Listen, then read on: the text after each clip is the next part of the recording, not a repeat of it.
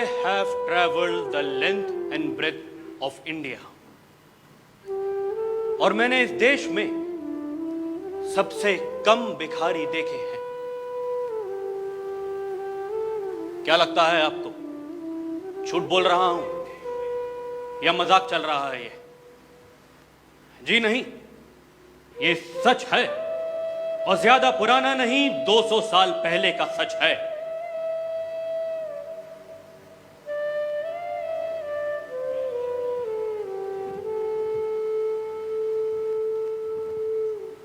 ये स्पीच बोली जा रही है 2 फरवरी 1835 को, जिसे बोल रहा है इंग्लैंड का ही एक ऑफिशियल टी.बी. मकॉले।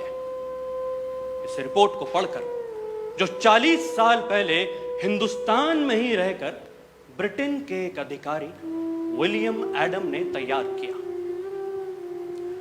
इस स्पीच को पढ़कर टी.बी. मकॉले कहता है,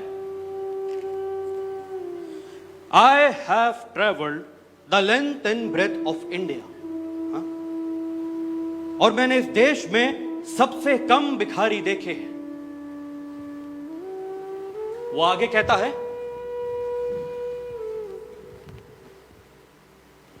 इस देश के लोग बहुत आत्मनिर्भर हैं, यानी सेल्फ डिपेंडेंट, और उसकी सबसे बड़ी वजह है यहां की शिक्षा व्यवस्था।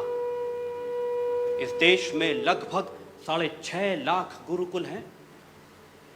इतने बड़े शिक्षित देश को गुलाम बनाना बहुत मुश्किल है। मैं ये नहीं कह रहा हूं कि नामुमकिन है, पर मुश्किल है। जब तक इस देश की शिक्षा व्यवस्था टूटेगी नहीं, हिंदुस्तान गुलाम बनेगा नहीं। सुना आपने? जब तक इस देश की शिक्षा व्यवस्था टूटेगी नहीं, हिंदुस्तान गुलाम बनेगा नहीं। इस स्पीच के कुछ समय बाद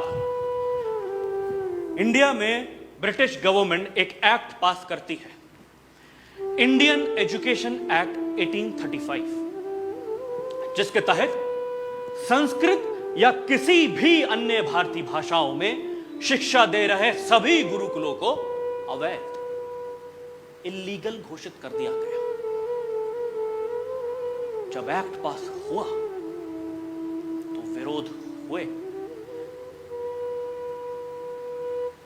किसी की आंखें निकाल दी गई, किसी के हाथ पैर काट दिए, सभी गुरुकुल जला दिए गए।